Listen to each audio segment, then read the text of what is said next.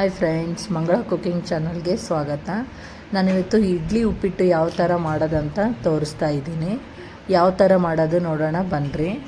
ಇದು ಭಾಳ ಈಸಿಯಾಗಿ ಮನೆಯಲ್ಲೇ ಸಿಂಪಲ್ಲಾಗಿ ಮಾಡಿಕೊಳ್ರಿ. ಟೇಸ್ಟ್ ಅಂತೂ ಭಾಳ ಚೆನ್ನಾಗಿರುತ್ತೆ.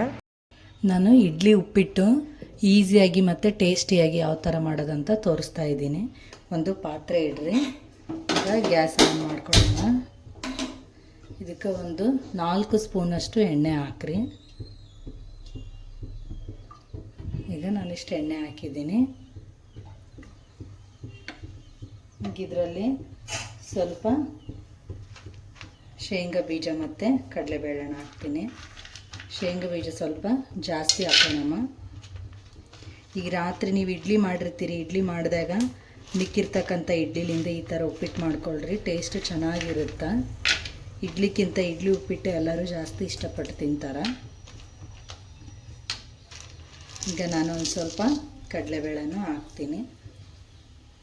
ಇವು ಸ್ವಲ್ಪ ಕೆಂಪಾಗಲಿ. ಸ್ವಲ್ಪ ಜೀರಿಗೆ ಸಾಸಿವೆ ಹಾಕ್ತೀನಿ.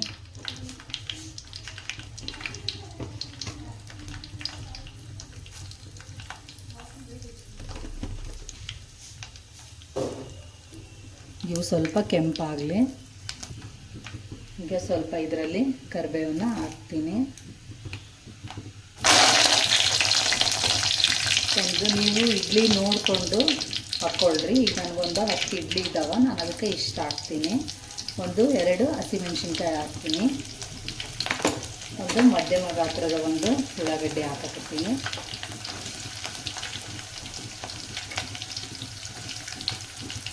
ಇದು ಉಳ್ಳಾಗಡ್ಡಿ ಚೆನ್ನಾಗಿ ಫ್ರೈ ಆಗಬೇಕು. ಅಂದಾಗ ಮಾತ್ರ ಇಡ್ಲಿ ಉಪ್ಪಿಟ್ಟು ಟೇಸ್ಟ್ ಚೆನ್ನಾಗಿ ಬರುತ್ತೆ. ಇದು ಪೂರ್ತಿ ಎಲ್ಲ ಕ್ರಿಸ್ಪಿ ಥರ ಆಗಬೇಕು ಉಳ್ಳಾಗಡ್ಡಿ. ಇದು ಚೆನ್ನಾಗಿ ಬೆನಿಲಿ. ಇದು ನೋಡಿರಿ ಚೆನ್ನಾಗಿ ಫ್ರೈ ಆಗಕತ್ತೈತೆ. ಇದಕ್ಕೆ ಟೊಮೆಟೊ ಹಾಕ್ಬೇಡ್ರಿ, ಯಾಕಂದರೆ ಇಡ್ಲಿ ಸ್ವಲ್ಪ ಹುಳಿ ಇರ್ತಾವ. ಅದಕ್ಕಂತಲೇ ಟೊಮೆಟೊ ಹಾಕೋದು ಬೇಡ. ನೋಡಿರಿ ಈ ಥರ ಚೆನ್ನಾಗಿ ಫ್ರೈ ಆಗಬೇಕು.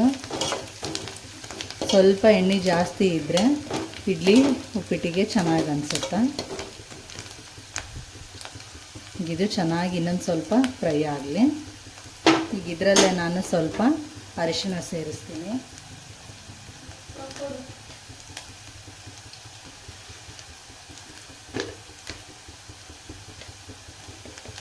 ನಿಮಗಿದು ಬೇಕನ್ಸಿದ್ರೆ ಹಾಕ್ರಿ, ಇಲ್ಲಾಂದ್ರೆ ನಡೆಯುತ್ತೆ ಹಂಗೆ ಮಾಡಿದ್ರೂ.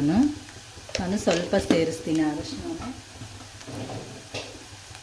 ಸ್ವಲ್ಪ ರುಚಿಗೆ ತಕ್ಕಷ್ಟು ಉಪ್ಪು ಹಾಕ್ಕೊಳ್ರಿ.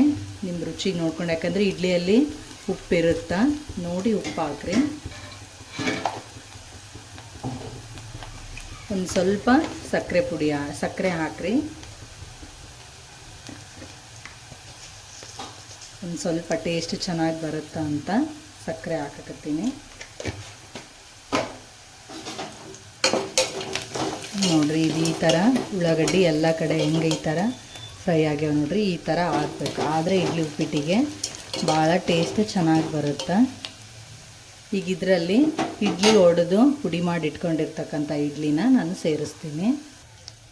ನಾನೀಗ ಇದರಲ್ಲಿ ಅಷ್ಟು ಇಡ್ಲಿನ ಪುಡಿ ಮಾಡಿ ಇಟ್ಕೊಂಡಿರ್ತಕ್ಕಂಥ ಇಡ್ಲಿನೆಲ್ಲ ಇದರಲ್ಲಿ ಸೇರಿಸ್ತೀನಿ. ಈಗ ಇದನ್ನು ಸ್ವಲ್ಪ ಈ ಥರ ಕೈ ಆಡಿಸೋಣ. ಇದು ಸ್ವಲ್ಪ ಉಳ್ಳಾಗಡ್ಡಿ ನೀವು ಪೂರ್ತಿಯಾಗಿ ಸ್ವಲ್ಪ ಕ್ರಿಸ್ಪಿ ಥರ ಆದ್ರೇ ಇದಕ್ಕೆ ಚೆನ್ನಾಗಿ ಅನಿಸೋದು. ನೀವು ನಾರ್ಮಲಾಗಿ ಒಗ್ಗರಣೆ ಉಪ್ಪಿಟ್ಟಿಗೆಲ್ಲ ಮಾಡ್ತೀವಲ್ಲ ಆ ಥರ ಇರಬಾರ್ದು. ಸ್ವಲ್ಪ ಜಾಸ್ತಿನೇ ಫ್ರೈ ಆಗಬೇಕು,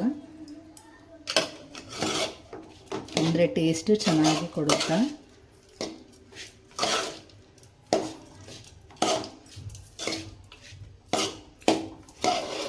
ಈ ಥರ ಮಾಡಿಕೊಂಡ್ರೆ ಇಡ್ಲಿ ಉಪ್ಪಿಟ್ಟು ರೆಡಿ ಆಯಿತು. ಹಿಂಗೆ ಅರಿಶಿನ ಬೇಕನ್ಸಿದ್ರೆ ಹಾಕ್ಕೊಳ್ರಿ, ಇಲ್ಲಾಂದ್ರೂ ನಾರ್ಮಲ್ ವೈಟಾಗಿ ಕಾಣಿಸುತ್ತಾ. ಈಗ ನಾನು ಲೈಟಾಗಿ ಸ್ವಲ್ಪನೇ ಹಾಕಿದ್ದೀನಿ, ಜಾಸ್ತಿನೂ ಹಾಕಿಲ್ಲ. ನೋಡಿರಿ ಈ ಥರ ಇಡ್ಲಿ ಉಪ್ಪಿಟ್ಟು ರೆಡಿ ಆಯಿತು. ಇಷ್ಟು ಈಸಿಯಾಗಿ ನೀವು ಇಡ್ಲಿ ಮಿಕ್ಕಿರ್ತಕ್ಕಂಥ ಇಡ್ಲಿನ ವೇಸ್ಟ್ ಮಾಡೋ ಅವಶ್ಯಕತೆ ಇರಲ್ಲ. ಈ ಥರ ಮಾಡಿಕೊಡ್ರಿ, ಎಲ್ಲರೂ ಇಷ್ಟಪಟ್ಟು ತಿಂತಾರೆ. ಈ ವಿಡಿಯೋ ನಿಮ್ಗೆ ಇಷ್ಟ ಆದರೆ ಲೈಕ್ ಮಾಡಿರಿ, ಶೇರ್ ಮಾಡಿರಿ, ಸಬ್ಸ್ಕ್ರೈಬ್ ಮಾಡಿರಿ, ಬೆಲ್ ಐಕನ್ನ ಪ್ರೆಸ್ ಮಾಡಿರಿ. ನೋಡಿರಿ, ಈಸಿಯಾಗಿ ಇಡ್ಲಿ ಉಪ್ಪಿಟ್ಟು ಎಷ್ಟು ಸಿಂಪಲ್ಲಾಗಿ ಮತ್ತು ಅಷ್ಟೇ ಜಲ್ದಿನೂ ಆಯಿತು. ಈ ಥರ ಉಪ್ಪಿಟ್ಟು ಮಾಡಿಕೊಂಡ್ರೆ ಟೇಸ್ಟ್ ಚೆನ್ನಾಗಿರುತ್ತೆ. ಮತ್ತು ಮುಂದಿನ ವಿಡಿಯೋದಲ್ಲಿ ಭೇಟಿ ಆಗೋಣ. ಬಾಯ್.